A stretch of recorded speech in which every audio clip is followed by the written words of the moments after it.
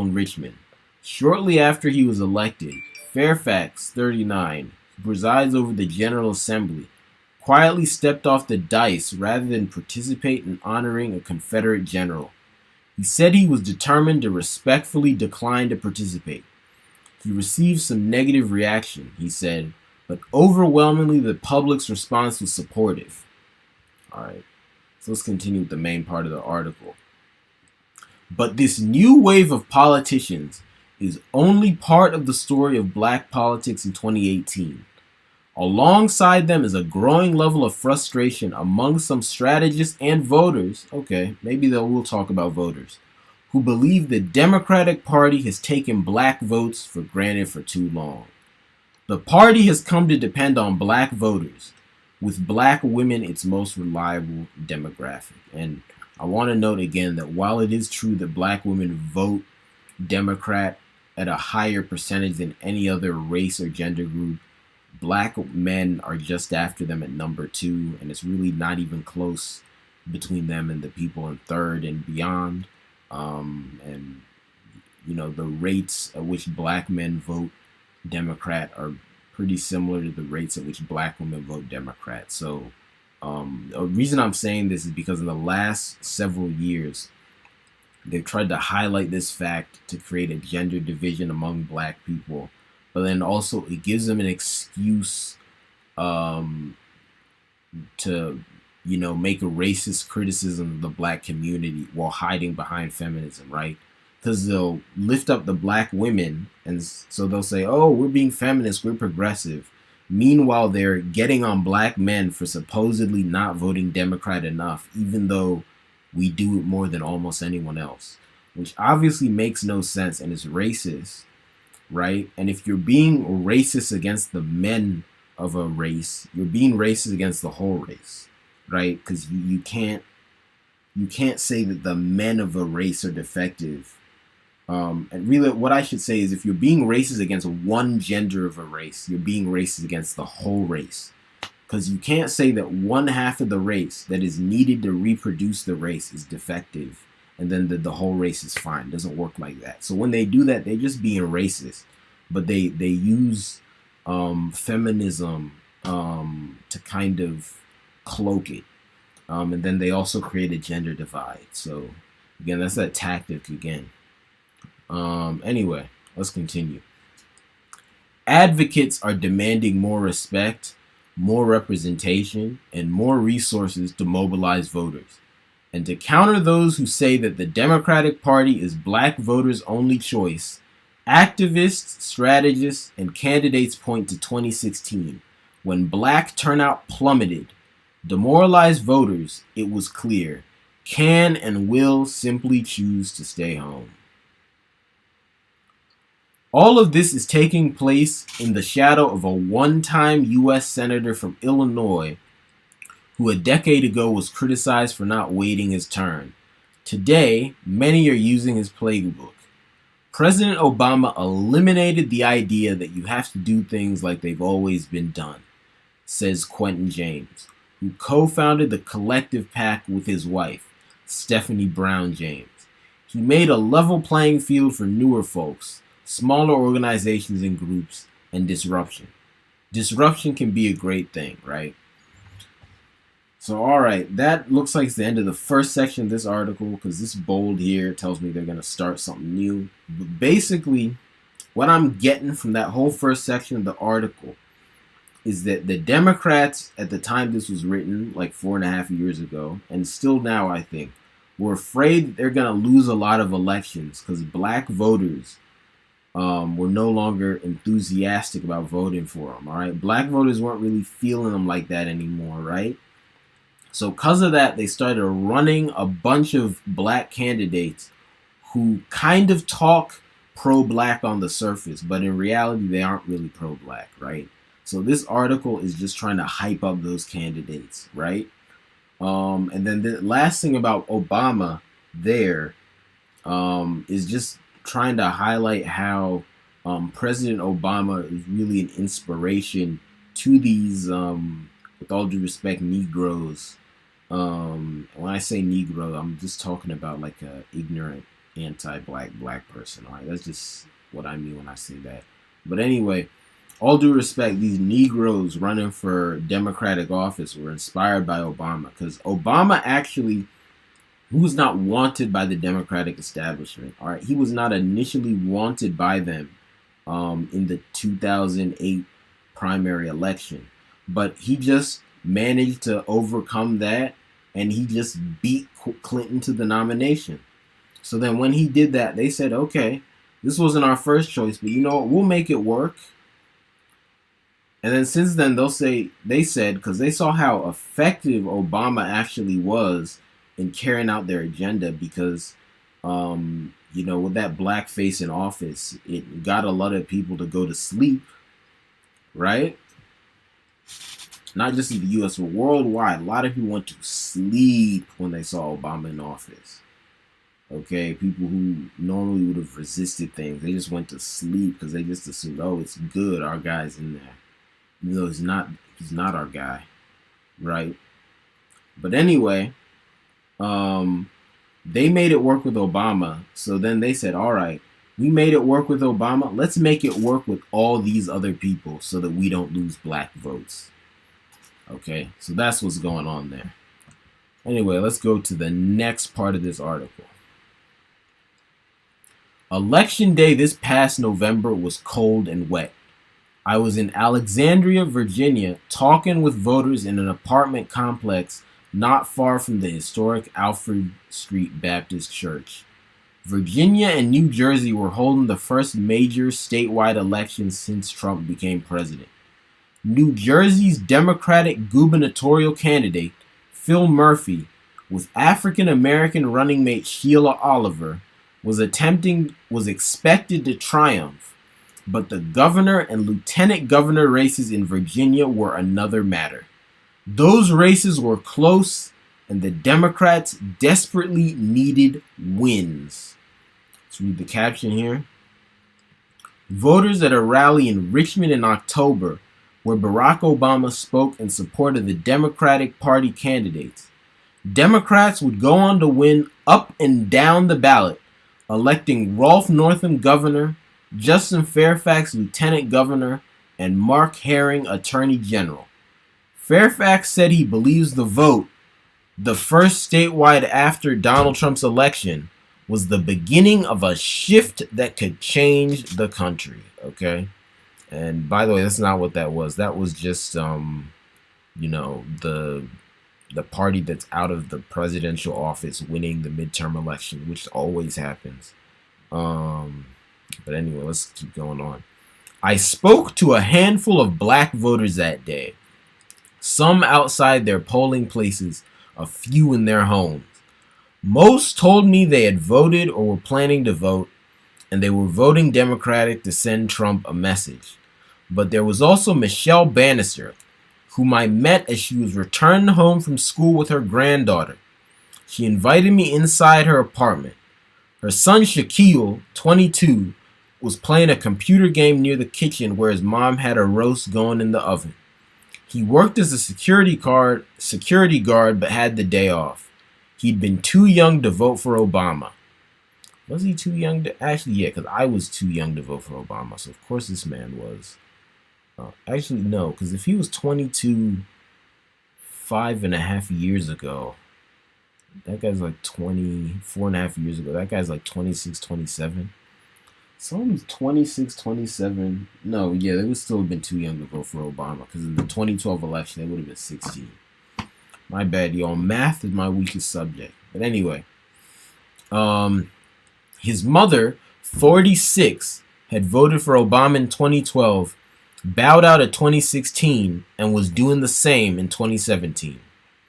A lot of stuff that Obama said he wanted to do got swept under the rug, she told me, meaning that he'd met a lot of GOP opposition. Didn't happen. Politics had left the one-time school bus driver frustrated and angry. We struggle. Not only African Americans. You got Hispanics, Ethiopians. We struggle, but they aren't helping us. I'm not saying I will never vote again, but when it came to Trump and Hillary, I said no, it doesn't matter. And kind of funny she separated out Ethiopians, from African Americans. I mean, I know a lot of people have gotten into doing that lately, but when I grew up, if you were black and you were born and raised in America, you were an African American. This, you could put extra subgroups on it, but um, division is big now. But anyway, let's keep going. Shaquille said he was registered to vote, but hadn't known it was election day. His trust in politicians was a lot like his mother's. He hadn't seen much change in his life, he said, adding that he had friends who felt the same. According to Pew, millennial voter turnout increased across racial and ethnic groups from 2012 to 2016, except for black millennials. In 2012, turnout was 55%, compared with 49.4% in 2016. It's potential voters like the Bannisters who are on the minds of strategists, activists, and candidates across the country as they press the Democratic National Committee to focus early and often on mobilizing black voters. In the 2012 presidential election, black voters turned out at a record-setting rate of 66%, but that number dropped by 7 percentage points in 2016. Hillary Clinton, who won the popular vote but lost the Electoral College, was defeated in key states where mobilizing voters such as the Bannisters could have made a difference. And what state did they say these people were in again? I think this is New Jersey. No, this is in Virginia, right? So Virginia's a swing state, and that's why they're talking to these black people in Virginia, because those are the kind of black voters and potential voters they want to get to vote for them, because that'll matter in the Electoral College. Because Democrats win the popular vote every time. I don't know if we'll ever see another election where Republicans win the popular vote. I just don't think it's going to happen. But Democrats, on the flip side, have a real hard time winning that Electoral College.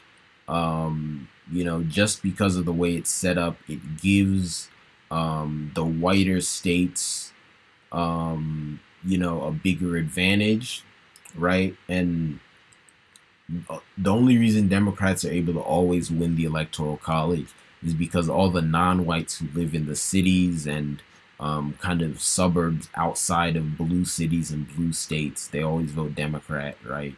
But outside of that, a lot of like more rural areas that are just white, Democrats ain't getting no traction there. So yeah, that's their issue. So they really got to hone in on those battleground states and the black voters there. Because the black voters in the battleground states are more reliable Democratic voters than any of the white independents in those states, because those people could go either way. But if Democrats get black voters to turn out in droves, in real high numbers in those swing states, they always have a good chance of winning. But it's just a question of whether or not they'll do that, because black people are kind of tired of walking all the way to the polls, walking back, and not getting nothing for their vote. Anyway, let's keep going. The morning after the Virginia elections, which ended in resounding victories for Democrats and made history with Fairfax's win, I talked to Adrienne Shropshire, the executive director of an organization called Black PAC. Damn! There's already something called Black PAC. I literally had an idea to make a super PAC called Black PAC like a couple of years ago. Damn. I mean, I guess it is pretty easy to think of, but has me a little disappointed. Anyway, not wanting the 2016 drop-off in black votes to become a trend, her group, along with many others, including New Virginia Majority, had launched a grassroots effort in the state. Black PAC spent $1.1 million, knocking on nearly 50,000 doors, orchestrating a digital campaign, radio ads, text messages to voters, and mailings. The importance of leaning into the base, running on the issues that matter to the base, That should be one of the central things that Democrats take out of this victory in Virginia, Shropshire said. And here's her picture. Let me read the caption. Adrian Shropshire, executive director of BlackPAC, says the Democratic Party should treat black voters as if they are swing voters and not come at them at the 11th hour of an election. She's right in saying that, but they're never going to do that, because in order to actually give black voters what we want, they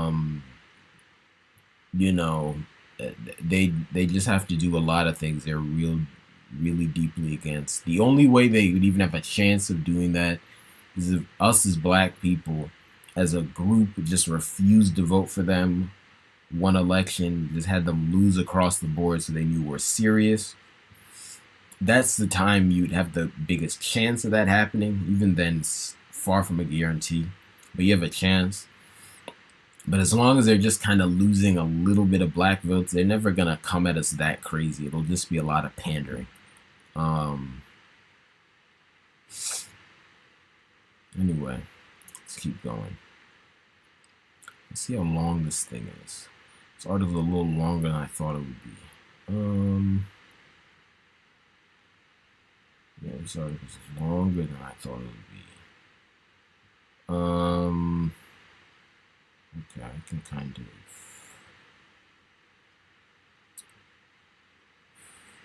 Let me tell y'all what, because it's... Yeah, we've been going for over an hour here. And I did, the African time was real heavy today, because you'll know what it is now. These live streams are always at 12 p.m. Eastern time on Mondays, but that's 12 p.m. Eastern time plus African time. And today the African time took us to like 3:30 Eastern Standard Time, so it's a bit later in the day than I usually want to do them. So this, this article review I think is gonna get split into two parts. But I'll tell y'all what, I'm gonna read until the end of this section. Then I'll stop and give my thoughts on what we read so far, and we'll continue next week. How about that? Yeah, that's what we'll do. But yeah, let me just find my previous place. I'll finish out the section and give my final thoughts on what we read so far, and then and then get out of here.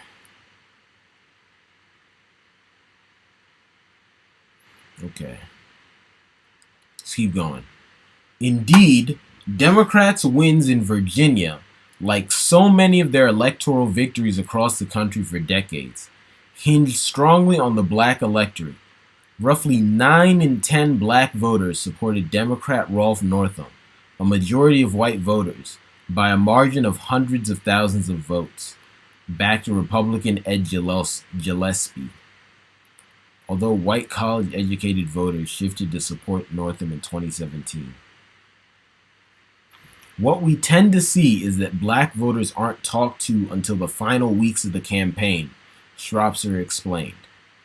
We need to think about them as swing voters in a way. You don't go to swing voters at the last 2 weeks of an election. It's not because black voters are going to somehow en masse exit to the Republican Party, but it does mean that folks will make the decision to stay home. And that analysis is spot on. If black people are not feeling the Democrats, we're not going to go vote Republican, because Republican is just clearly not it, but a lot of us will stay home, take a nice little nap. All right, let's keep going. Before the Virginia elections were over, BlackPAC had already decided it would be heading to Alabama, where Democrats sensed an opportunity to capture a Senate seat by defeating Roy Moore. BlackPAC and the Black Progressive Action Coalition, the group's 501c4, I guess that's like the parent organization, would ultimately spend more than $2.1 million in Alabama. Among the groups they worked with was Woke Vote. That's such a cringy freaking name. A grassroots program that focuses on mobilizing black millennials and churches. Is the word woke gonna mobilize the church folk? We tend not to be woke, but all right. That's an interesting name choice. Interesting choice of people to target. But anyway, let's keep going.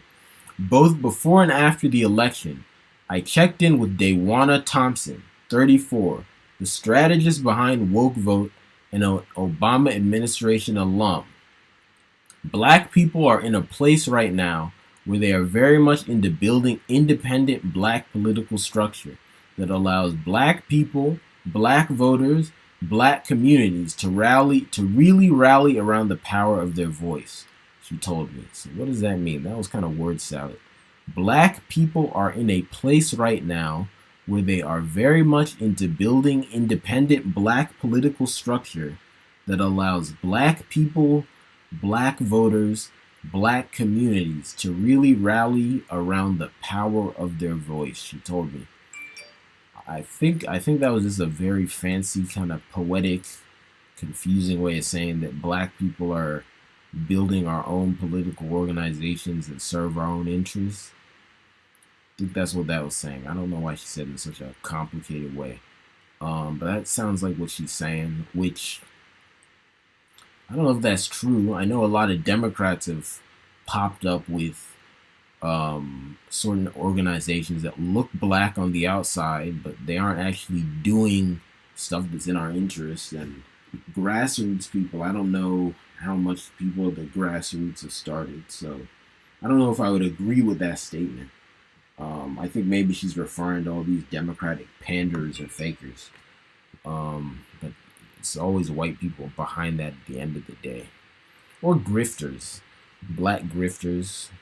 Maybe in that case you could say it's black people, but anyway. In the end, Doug Jones won, becoming Alabama's first Democratic U.S. Senator in a quarter century. Black people made up 29% of the vote, surpassing their share of total voters, 28%, when Obama was on the ballot in 2012, right? So, it looks like they're saying that then the black turnout was historically high in that election. Maybe it was. I remember hearing that at the time. But if they're just talking about percent of the total vote, it's also true the white turnout could have been lower, because then that would raise the percentage of the black vote of share of total voters. I'd have to look into those stats specifically, but that might not say what they're implying it says, but maybe it does. How long till we finish this section?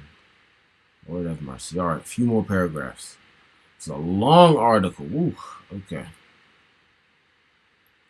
All right, here we go. Dawana Thompson, there's her. Dawana Thompson, founder of Woke Vote, a program that focuses on millennial voters and churches, speaks during the People's State of the Union event in January in New York. Thompson helped mobilize voters in Alabama in December in an election that delivered the first Democratic U.S. Senator from the state in 25 years. Since then, Thompson said, she has been invited to take Woke Vote strategy to a number of other states for the midterm. So in other words, she succeeded in getting a Democrat elected in Alabama. So now the Democrats are asking her to do that same job in a bunch of other places. So that's what that is. It was Virginia, Fairfax says, that set the pace for Democrats in a shift that he believes will change the country. Just plug in my laptop. Key to that shift, he thinks, will be mobilizing voters and giving new people an opportunity to help lead. They tell people to get in line, but the problem is there is no line. This generation has figured it out, Fairfax told me recently. People will say that your future is bright. I see it as a way to push people off. I say your future is now. You don't have to wait 20 years. It's a very different paradigm. So what I'm getting from that is that Fairfax's messaging strategy was to basically say that he would fix people's problems now instead of, decades down the line. And that's, of course, a snake oil salesman tactics. You're never gonna overnight just radically improve black people's conditions. Problems are too deep for it to really be an overnight shift.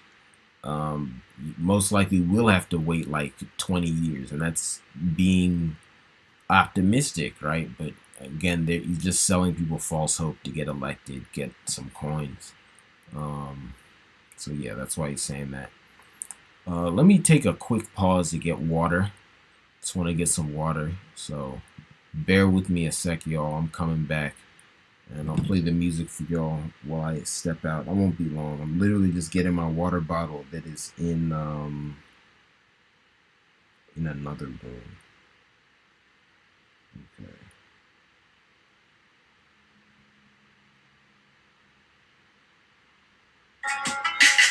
All right, I'll be back, y'all.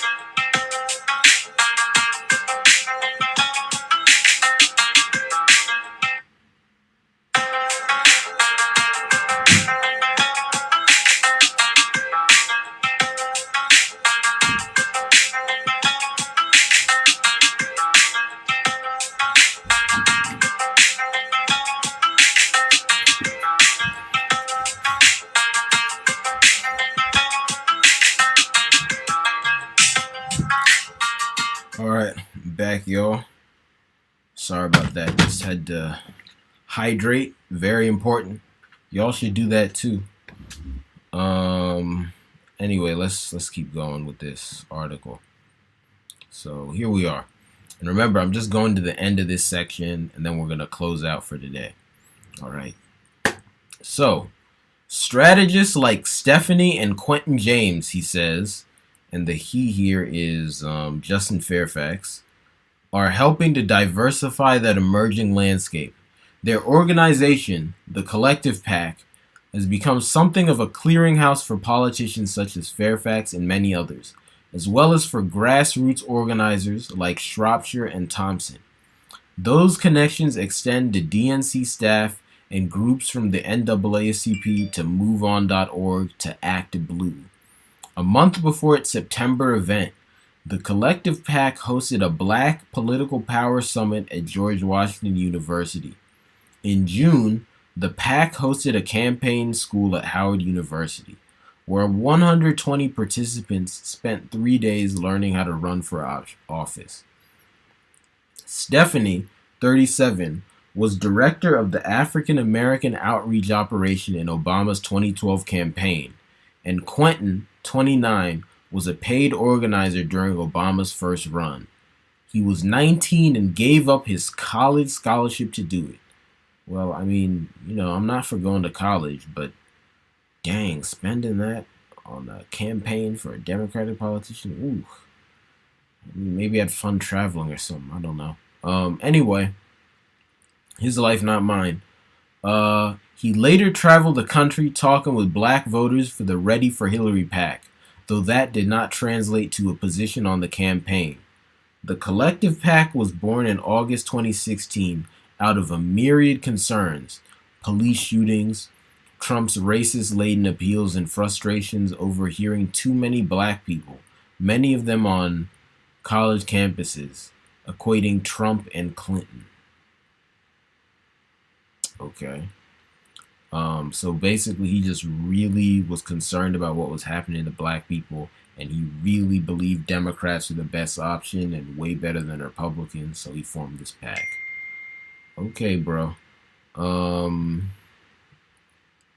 Quentin James and wife Stephanie Brown James, Wright, of the Collective PAC, speak with Evelyn Burnett, Vice President of Economic Opportunity at Cleveland Neighborhood Progress, during a meeting about getting more supporters and funding in February in Cleveland. The Collective PAC is focused on helping to elect progressive black candidates, including training and fundraising. Okay. When I met up with Stephanie and Quentin in late October, they were sitting across from each other with their laptops at a table in a public workspace in a Cleveland suburb, about 30 minutes from their home. Stephanie was working on a New York fundraiser, and Quentin was juggling emails and phone calls from candidates the PAC was supporting that November. It was down to the wire, and they were trying to figure out how they'd spread the remaining $10,000 they had among 26 candidates.